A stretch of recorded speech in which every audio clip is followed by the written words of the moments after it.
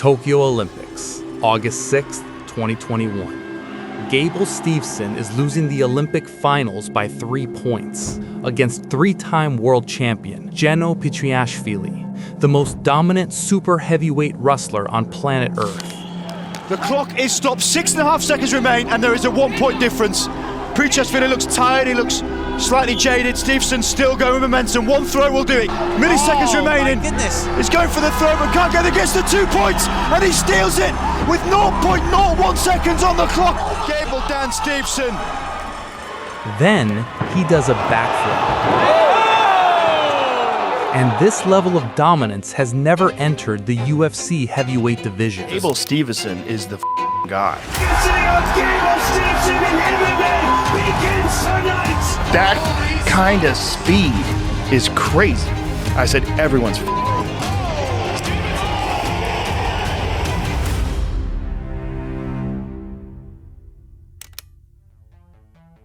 The UFC heavyweight division has a weakness. Most guys at 265 pounds can't wrestle. The ones who can, Curtis Blaydes, Tom Aspinall, they're good, college level, maybe international. Gable Steveson is Olympic level, and there's a massive difference. The gap between NCAA wrestling and Olympic wrestling is bigger than high school to NCAA. We're talking about a completely different level of speed and technical refinement. Curtis Blaydes hitting a double leg 1.2 seconds from setup to completion. That's elite for MMA.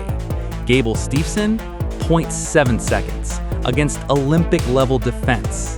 At the 2021 NCAAs, Gable completed 32 of 34 takedown attempts, 94% success rate against Division I national qualifiers. This isn't hype, this is physics, and the UFC heavyweight division isn't built to handle it. Gable has everything that it takes. You know, he know that he is very game.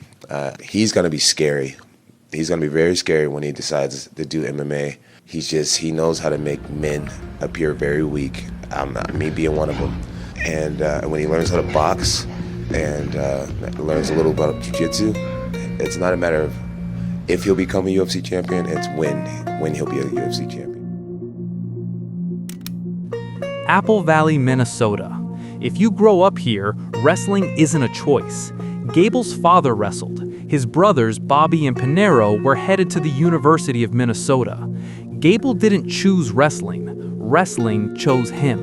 I think in the time of watching his brothers wrestle and practice, I think it kind of like grew into him. It grew on him. I mean, I back in the day, it didn't really matter to me because it was just more about having fun.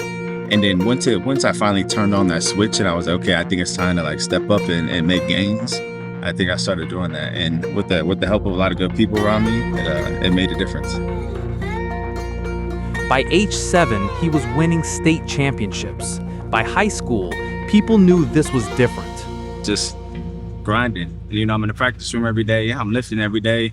I'm doing the little things right, and I feel like a lot of people don't do that to win, and then they question themselves at the end of the day, asking themselves, why not me? And I don't want to have that feeling. So that's why I do everything right, and I want to be the guy. And to be the guy, you got to beat the guy, and I'm going to keep beating him. 171 wins, 3 losses. Every loss against elite national competition. Minnesota offered a full scholarship. Freshman year, most guys get humbled.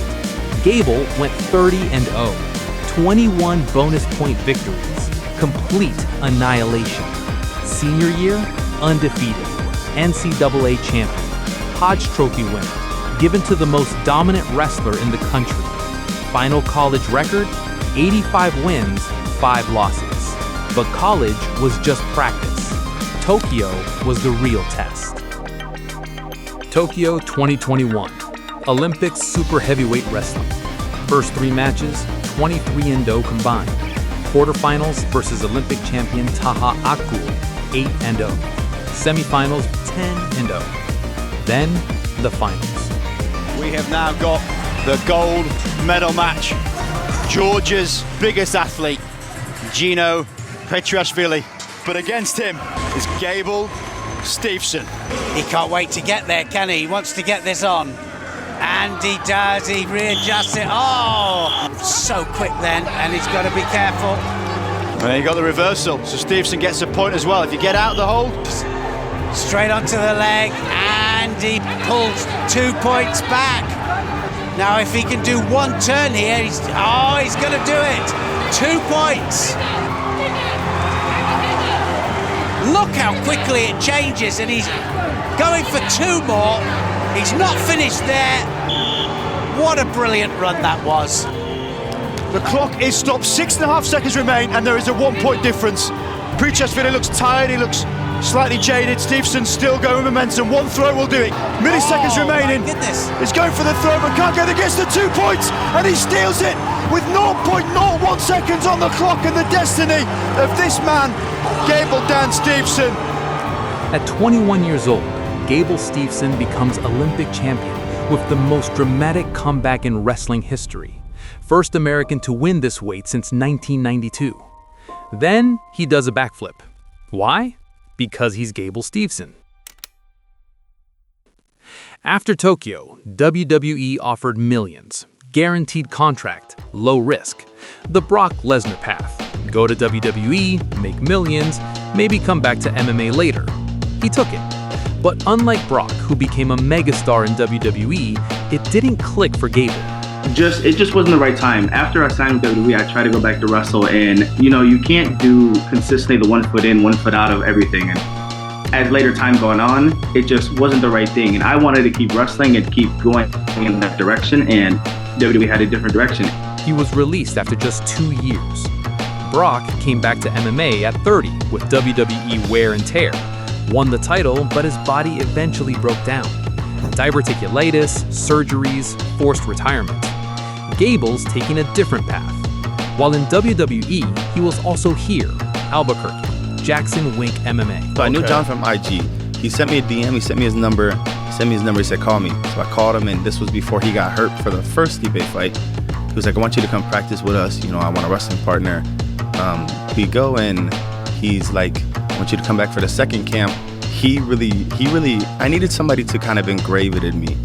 And when I saw Jon, I saw that drive of like, damn, this guy's winning, and people get close, but they can't get past him. And why is that? So I really sat back and like watched his mental and like how he went about a lot of things, how he talked to people, how he greeted people, how he walked, how he punched, maybe how he looked when he was in the pocket, when he needed to get out, when he rested his hands. And I saw everything, and I was like, wow, like, man, this guy's a superstar, superstar, and we all know that. But I really saw him, and I was like, damn, I want to be that. And that's what flipped my switch right there. At Jackson Wink, Gable isn't just learning to punch, he's building a complete system. Wrestling, striking, jiu-jitsu, conditioning. September 2025, MMA debut, Dallas, Texas. 17 seconds, takedown, immediately transitions to half guard, ground and pound. Not wild swinging, positional control, leading to damage. Huge shots. Braden Peterson hanging on, but for how long? Raining punches. Peterson needs to try to defend himself, or they're going to stop this fight. The legacy. TKO, 1 minute, 38 seconds. Fight 2, 3 months later, Kevin Height, 8-3 record. Height throws a right hand. Gable slips, counters with a left hook. 24 seconds, knockout. 2 fights, 2 first-round finishes. Combined time, 2 minutes and 2 seconds. Now, let's talk about what happens when Gable enters the UFC. Here's the nightmare. Gable doesn't shoot once and reset. He chains attacks. You defend a double, he's on a single. Defend that, ankle pick. Defend that, he's back to the double. Gable went 6 minutes in an Olympic final, full pace, against the best in the world. Most UFC heavyweights start slowing after 1 hard round. Could the elite guys beat him? Maybe. Jon Jones has the experience and IQ, Aspinall has speed and power, but nobody in that division has faced this combination: Olympic wrestling, modern MMA training, world-class coaching, 0 damage, and he's 24 years old. When Brock entered the UFC, he was the scariest prospect in heavyweight history. NCAA champion, freak athlete, massive power. But he had holes, limited striking defense, struggled when hit clean, and his body couldn't hold up to the damage. Brock entered at 30 with pro wrestling mileage, lost his second fight, won the title in his fourth fight, but his body was already breaking down. Gable's 24, training at an elite camp from day one, learning proper striking defense, submission defense, and developing a complete game before stepping into the octagon. Most fighters arrive in the UFC with mileage, wars, damage, breaking down. Gable's just starting, and he's learning from Brock's mistakes. The UFC heavyweight division is built on a simple truth. Wrestlers control the division, always have. But the division's never seen a wrestler like this. Not an NCAA champion who became Olympic level, an Olympic gold medalist who decided to fight. Will he become champion? Ask Jon Jones. Ask the coaches who see him every day. Ask anyone who's actually felt that pressure. The scariest fighter in the world isn't in the UFC yet, but he's coming.